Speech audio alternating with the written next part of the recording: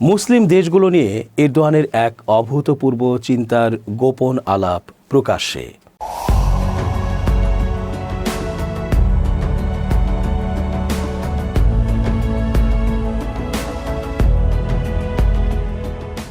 আসসালামু আলাইকুম প্রিয় দর্শক, আমন্ত্রণ আজকের আলোচনায়। চেঞ্জ টিভির আন্তর্জাতিক চোখ অনুষ্ঠানে এস.জি. রতন স্বাগত জানাচ্ছি।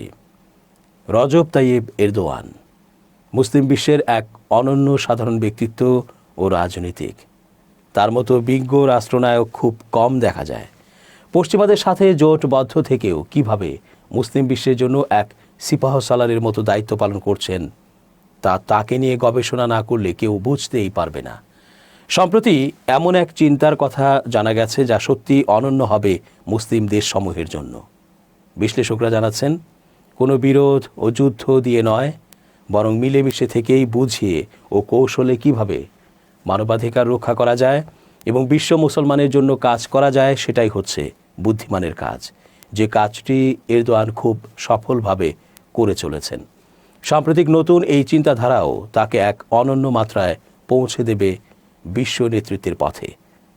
মুসলিম বিশ্বের অর্থনৈতিক সম্ভাবনাকে বাস্তবে রূপ দিতে সদস্য দেশগুলোর মধ্যে একটি শক্তিশালী ও সমন্বিত পরিবহন ব্যবস্থা গড়ে তোলার আহ্বান জানিয়েছেন তুরস্কের প্রেসিডেন্ট রজব তাইয়েব এরদোয়ান। ইস্তাম্বুলে আয়োজিত ইসলামী সহযোগিতা সংস্থার অর্থাৎ ওআইসির পরিবহন মন্ত্রীদের এক সম্মেলনে পাঠানো ভিডিও বার্তায় তিনি ওই গুরুত্ব আরোপ করেন।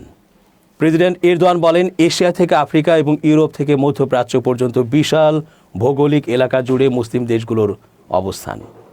এই অঞ্চলের প্রাকৃতিক করিডোর, গতিশীল তরুণ জনশক্তি এবং দ্রুত বর্ধনশীল বাজারগুলোকে কৌশলগত শক্তিতে রূপান্তর করতে হলে একটি দক্ষ ও নির্ভরযোগ্য যোগাযোগ নেটওয়ার্ক অপরিহার্য।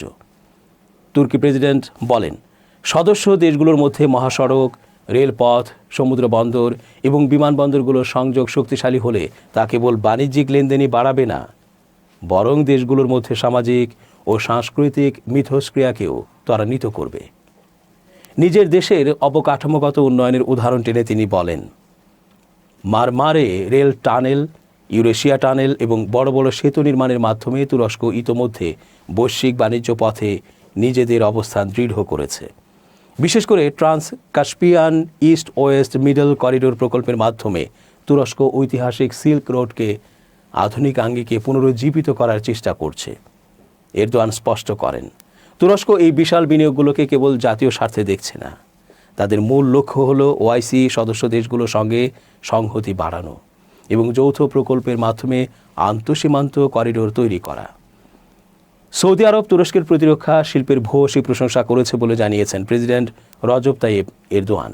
তিনি বলেন, রিয়াদ তুর্কি পঞ্চম প্রজন্মের যুদ্ধবিমান কান নিয়ে বেশ আগ্রহ দেখিয়েছে, এমনকি এ প্রকল্পের অর্থায়নও করতে চায়। শিগগিরই দেশটি এই প্রযুক্তির অংশীদার হতে পারে। বৃহস্পতিবার 5 ফেব্রুয়ারি মিশরের রাজধানী কায়রো থেকে বিমানে করে ফেরার পথে তিনি এ তথ্য জানান। প্রেসিডেন্ট এরদোয়ান জানান, তুরস্ক ও সৌদি আরব প্রতিরক্ষা শিল্পে তাদের সহযোগিতা আরও বাড়াবে। তিনি ইঙ্গিত দেন যে তুরস্কের নিজস্ব প্রযুক্তিতে তৈরি স্টিলথ ফাইটার জেট কান বেশ প্রশংসিত হয়েছে এবং এ খাতে রিয়াদের সঙ্গে অংশীদারত্বের সম্ভাবনা আছে। খবর ডেইলি সাবা ও আনাদোলু এজেন্সির। এরদোয়ান সাংবাদিকদের বলেন, আমরা কান নিয়ে অনেক ইতিবাচক সাড়া পেয়েছি। এ খাতে সৌদির সঙ্গে যৌথ বিনিয়োগের সুযোগ আছে এবং আমরা যে কোনো মুহূর্তে তা বাস্তবায়ন করতে পারি। এরদোয়ান জোর দিয়ে বলেন যে আঙ্কারা ও রিয়াদ বড় ধরনের প্রতিরক্ষা শিল্প সহযোগিতা চুক্তিতে স্বাক্ষর করেছে এবং তুরস্ক এগুলো আরও সম্প্রসারণে দৃঢ় প্রতিজ্ঞ। তিনি বলেন, সৌদির সঙ্গে আমাদের গভীর সাংস্কৃতিক ও ঐতিহাসিক সম্পর্ক আছে। এই সম্পর্ক আরও এগিয়ে নিতে আমরা এ সফরে গুরুত্বপূর্ণ চুক্তি স্বাক্ষর করেছি। তিনি আরও বলেন, প্রতিরক্ষা শিল্পে তুরস্ক যে অগ্রগতি অর্জন করেছে তা পুরো বিশ্বের মতো সৌদিও বেশ আগ্রহের সঙ্গে পর্যবেক্ষণ করছে। প্রেসিডেন্ট এরদোয়ান বলেন, প্রতিরক্ষা শিল্পে আমরা প্রাথমিকভাবে নিজস্ব চাহিদা পূরণে মনোযোগী। এর পাশাপাশি আমাদের বন্ধু ও ভ্রাতৃপ্রতিম দেশগুলোর প্রয়োজন মেটানোর জন্য চেষ্টা করি। আমরা সৌদির সঙ্গে প্রতিরক্ষা শিল্পে গুরুত্বপূর্ণ সহযোগিতা চুক্তি স্বাক্ষর করছি এবং এটি আরও এগিয়ে নিতে আমরা বদ্ধপরিকর। পঞ্চম প্রজন্মের এই যুদ্ধবিমান সম্পর্কে তিনি বলেন, কান কেবল একটি যুদ্ধ বিমান নয়, এটি তুরস্কের প্রকৌশল সক্ষমতা এবং স্বাধীন প্রতিরক্ষা চেতনার প্রতীক। প্রেসিডেন্ট এরদোয়ান এবং সৌদি আরবের যুবরাজ মোহাম্মদ বিন সালমান এক ফোন আলাপে সোমালিয়া ও ইয়েমেন সহ বিভিন্ন আঞ্চলিক ও বৈশ্বিক ইস্যুতে গুরুত্বপূর্ণ আলোচনা করেছেন। তুর্কি প্রেসিডেন্সির যোগাযোগ অধিদপ্তর থেকে জানানো হয়েছে যে রোববার সন্ধ্যায় অনুষ্ঠিত এই ফোন আলাপে এরদোয়ান মধ্যপ্রাচ্যের স্থিতিশীলতার স্বার্থে সোমালিয়া ও ইয়েমেনের আঞ্চলিক অখণ্ডতা রক্ষার উপর বিশেষ জোর দেন। ইয়েমেনের সাম্প্রতিক অস্থিতিশীলতা নিরসনে বিবদমান পক্ষগুলোকে আলোচনার টেবিলে ফিরিয়ে আনার ক্ষেত্রে তুরস্কের প্রবল ইচ্ছার কথা তিনি সৌদি যুবরাজকে অবহিত করেন। উল্লেখ্য, গত ডিসেম্বর থেকে দক্ষিণপন্থী বিচ্ছিন্নতাবাদী গোষ্ঠী সাউদার্ন ট্রানজিশনাল কাউন্সিল বা এসটিসি ইয়েমেনের হাজরা মাউত ও আল মাহারা প্রদেশের নিয়ন্ত্রণ নেয় দেশটির পরিস্থিতি জটিল আকার ধারণ করেছে। সৌদি আরবের সীমান্ত সংলগ্ন এই বিশাল অঞ্চলটি দখলের পেছনে সংযুক্ত আরব আমিরাতের মদদ রয়েছে বলে রিয়াদ অভিযোগ করলেও আবুধাবি তা অস্বীকার করেছে। ইয়েমেনের অখণ্ডতা বজায় রাখতে তুরস্ক ও সৌদি আরব উভয় দেশই গভীর উদ্বেগ প্রকাশ করেছে। আলাপকালে গাজা পরিস্থিতির ওপরও আলোকপাত করেন প্রেসিডেন্ট এরদোয়ান।